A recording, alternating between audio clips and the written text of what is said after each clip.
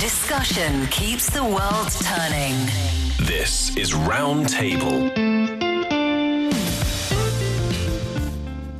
You're listening to Roundtable. I'm Niu Honglin, joined by Steve and Yushun. Coming up soon, every week there's at least one story that makes you shake your head, sigh deeply, or say, okay, I need to talk about this. The Soapbox segment today is where we do exactly that. And hidden door handles look sleek. They signal futurism, intelligence, and electric mobility. But in a real emergency, design choices can turn into life or death obstacles. China is now becoming the world's first country to set a mandatory safety standard requiring mechanically operable car door handles, making a shift from design debate to hard regulation. What pushed the policymakers to draw this line? But first up, the Soapbox. What are they going to say? Hear ye, hear ye. Please gather round. It's time for the Soapbox.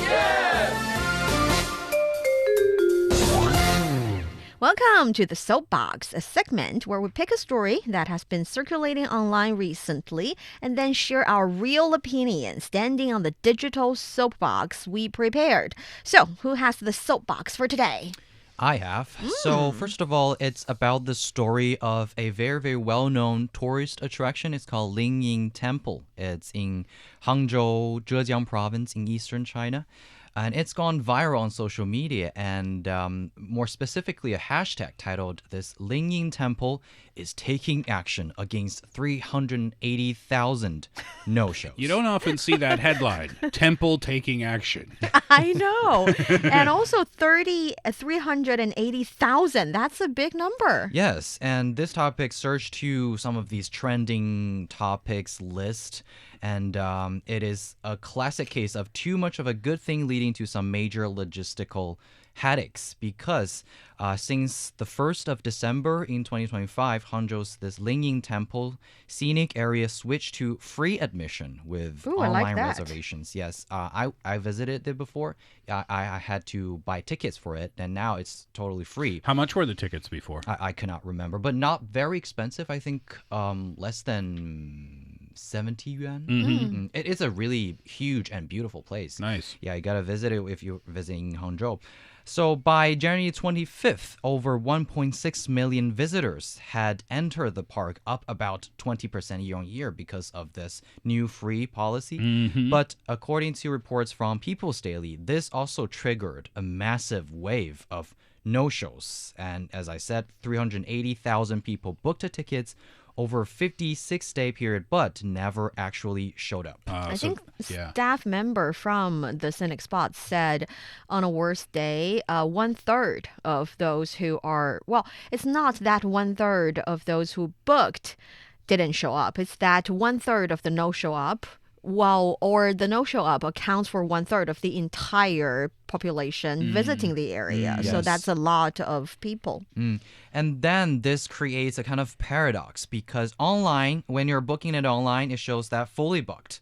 Yeah, right. And then, well, on-site resources are underused because not that many people are visiting. And then real visitors face long queues or miss out entirely. On January 3rd, 22,000 people didn't show up who had reservations. Yeah, you bring up probably the most important point is that, yeah, if you go online and you try to book a reservation, you're going to see, oh, sorry, it's filled. No more tickets for this particular day. And then 22,000 people don't show up. That's 22,000 tickets that got completely wasted. I wonder why people won't go. Well, I mean, it must be the ordinary reasons, common reasons, like something pops up, I suddenly don't have the interest, and they didn't show up. What's really interesting is that because they're taking action, the temple is taking action. What are some actions they're taking? So the one strike crackdown is going to fix this kind of situation. The authorities rolled out some very, very stricter rules starting February the 1st in 2026. The first of all is a single no-show will result in the account that you register or book that ticket, and then individuals' ID being suspended from making reservations for 30 days. Oh, so that's if you do it one time. And then penalties are cumulative. A second offense leads to a 60-day ban, and then a third results in a 90-day ban. Wow.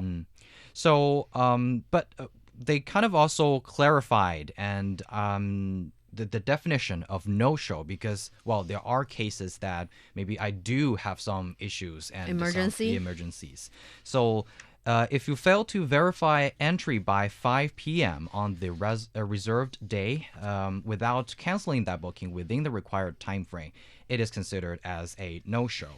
But if you have like things that actually happened, you can also call for them or like contact the staffs and tell them and provide with the like paperwork that you had to offer, and then it can be also be cleared of your no-show. So if you have, I mean, so the reason people are booking, well, I guess, or sorry, not showing up is, well, we don't know. We can speculate, right?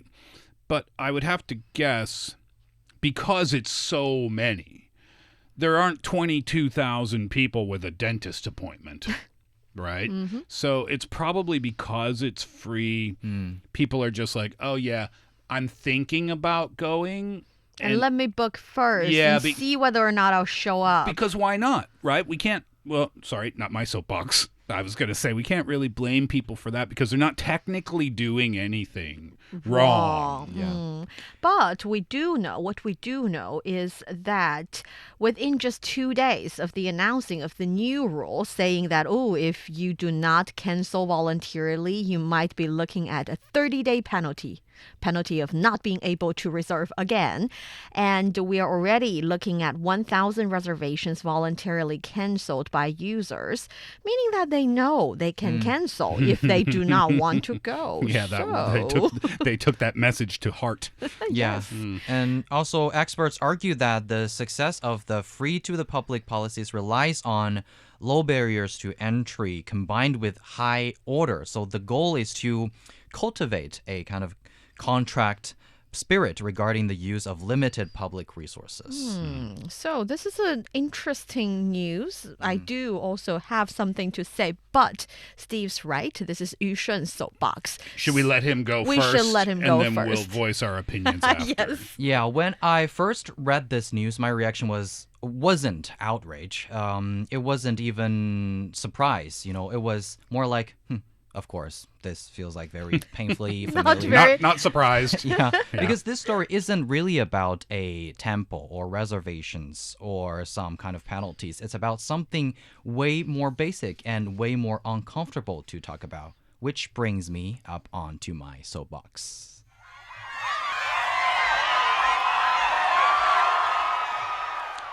We tend to think that keeping your word, showing up when you say you will, being on time, not ghosting, is a small thing, right? Almost invisible, not heroic, not impressive. Nobody applauds you for arriving when you said we would. But that's exactly the problem. Because trust doesn't collapse in dramatic moments. It erodes quietly through tiny, it's no big deal decisions. I'll book first and decide later. That's what people think. They won't notice if I don't go. It's free anyway. Who am I hurting, right? And suddenly, 22,000 empty slots on a single day. Being punctual, honoring a reservation, canceling in advance. These aren't grand moral gestures. They're boring virtues. But they're load-bearing virtues. They hold everything else up. Public systems only work if we assume people mean what they click. That yes actually means yes. When the assumption breaks, what replaces it? More rules, more surveillance, more fiction, a 1 to 3 months of suspension of entry. That's not where anyone wanted to end up. And here's the uncomfortable part. This isn't just a public policy issue, it's a personal one. Would you stand a friend up and think, well, it's just free coffee? Would you miss a meeting and say it's fine, they'll survive? Then why do we suddenly downgrade are standards when it's a system instead of a person. Some people argue life happens, and they're right. Emergencies happen. Trains get delayed, kids get sick. That's why cancellations exist. And that's why appeals exist. Keeping your word doesn't mean being perfect. It means being responsible when things change. At the end of the day, this whole ticket saga isn't about punishment. It's about reminding us that trust is a shared resource. Once it's wasted, everyone pays more for it. So yeah, keeping your word, or 守信 in Chinese, and even something as unglamorous as just being on time, they might not make you look impressive, but without them, nothing impressive works at all. And that's is my soapbox. Thank you. Aww. The crowd loved it. Well, you go first. No, you go first. I have a different opinion. That's why I want to go for. Oh, I want you to go first. I think Yushun is being very nice and sweet, and he is definitely right when it comes to each and individual should view your words better, more importantly, and you should hold on to it. We should be able to do all those things, but that is something that I will ask myself to do, ask my kid to do. I don't think that's something I will ask each and every stranger in the society to do, because I don't have that big of faith in strangers in general. I think the reason we have a social credit score system, we have different types of system to encourage people to do the right thing, to not do the wrong thing, to show up when they promise that they will show up, is precisely because if we rely on human nature will not they might fail you sometimes, and sometimes more than often. So if we want the general public to form a habit of doing the right thing, maybe the public policy that Yushun believed is not the core of the story should happen first. For example, if you say, yes, you can make a reservation, but you have to pay 5 yuan, and when you show up, that 5 yuan will automatically go back to your system. It could cure the problem. If you don't go that way, if you say, okay, if you voluntarily cancel, you can gain 10 points, and after you gain 100 points, you can have the let's say, ability to take a lottery in the Lin Temple system and won your very own personalized little digital souvenir. Maybe you will cancel when you realize there's something. So instead of punishment can work, like, no, you cannot come for 30 days. You're not welcome for the next 30 days. That works. But also some encouragement can also push people to the better side. Yeah, I agree with your idea of that system. You pay up front. If you show up, it automatically goes back into your WeChat account. Yeah. That's a great idea. Asking people, well, you didn't show up, so show me a doctor's note or something. Am I in the 5th grade? Did I miss math class? What? And what? Who's dealing with you're the document? You're creating a whole lot more work for people. I do agree. It's going to dissuade people from missing their appointment. And I kind of agree with you, Yushun, that it can become a habit, maybe, if you start, I'm going to be late for this thing, or I skip this thing, whatever. That might slip into other aspects of your life. But at the same time, I don't feel any great moral obligation. You know, if we wake up in the morning and my wife says, I just don't feel like going today. I'm just not, I'm not up for it today. I'm not going to say, yeah, but babe, we promised the temple. I made a promise to the internet. Make a promise to a temple is serious. Right?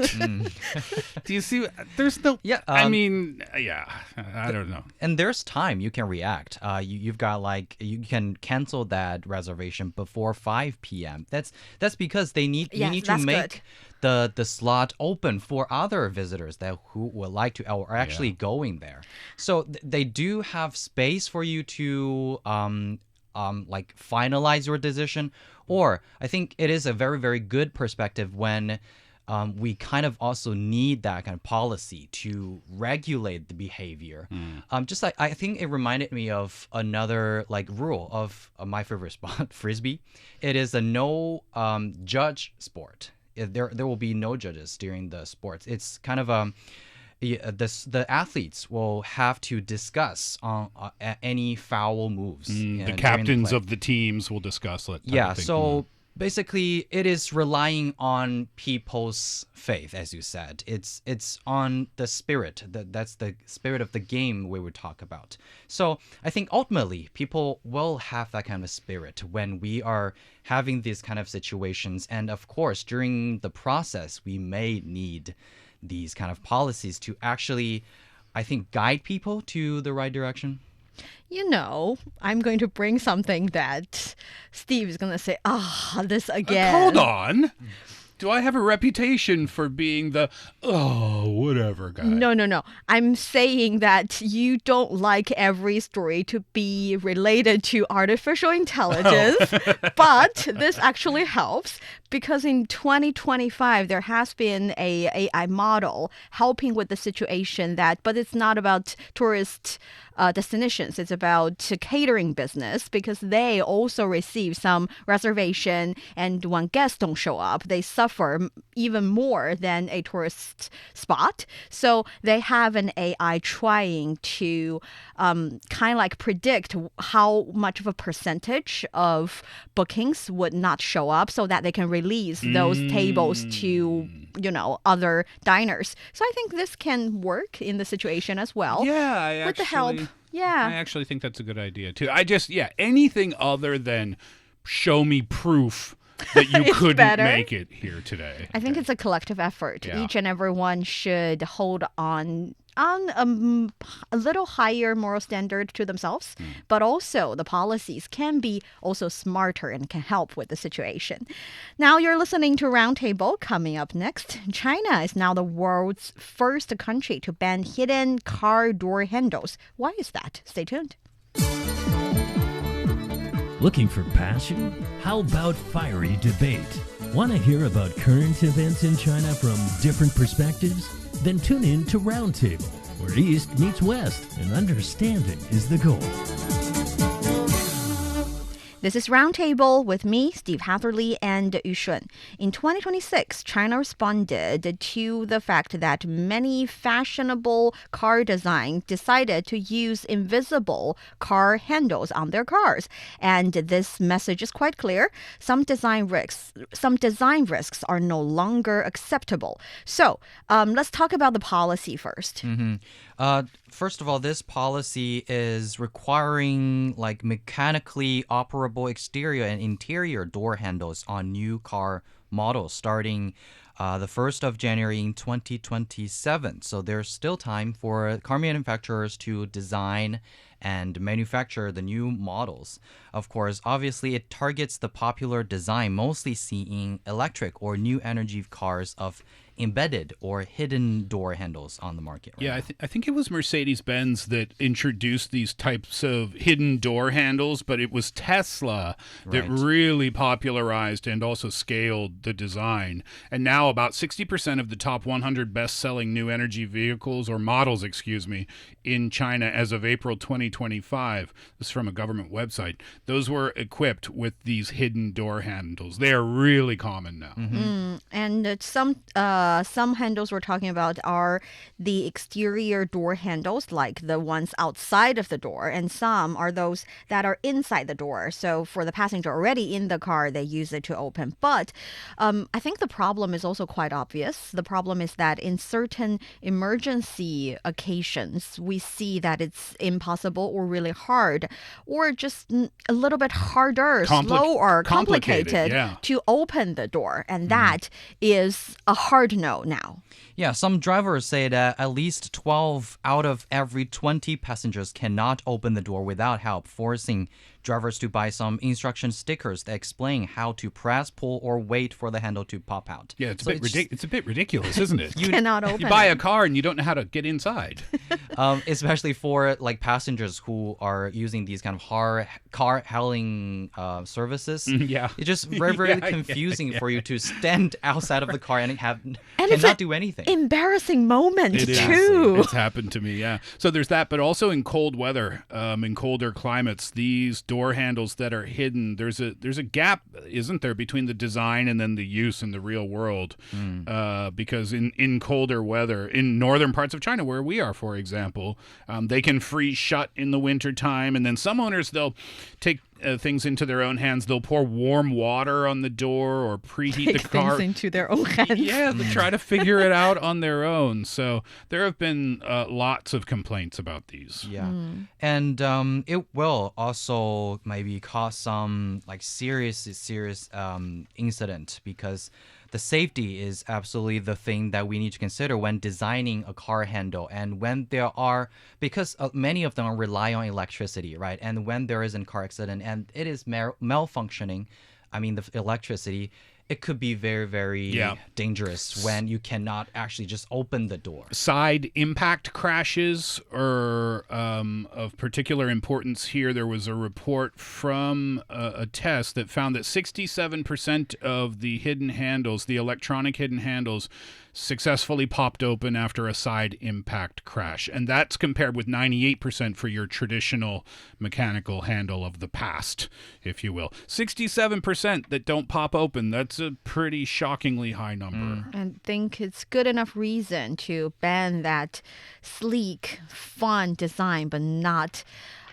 safe enough design, because when it comes to human life, it's always safety first. And since we do have a clear implementation timeline, we see industries already responding to it, trying to figure out how to adapt to the situation as quickly as possible. And as for consumers, well, as a consumer myself, I like the fact that I do not have to stand in front of a car and do not know how to open the door. So the vehicles that are already in use are not subject to this mandatory retrofits and can continue to be driven normally. But for new cars, many Chinese automakers are adapting this. Some major automakers like BYD, NIO, or Xiaopeng have publicly stated that they will provide free upgrade services for existing owners of already sold vehicles. And I think car owners can also pay attention to some of these policy changes and also contact their car dealerships to know the following follow-ups that with the new models. China is being the first one, but it's definitely not the only country in the world noticing the situation. We see more countries, including the United States and other countries in Europe, for example, are looking into the problem and see whether or not they should do something about it. After all, it is human. The cars are serving our needs, and it is our needs that comes the first. And that brings us to the end of today's roundtable. Deep dives and nuanced views. We're clearing the table for now, but may the ideas stay with you. I'm Niu Honglin with Steve and Yushun. Thank you for listening. Bye-bye.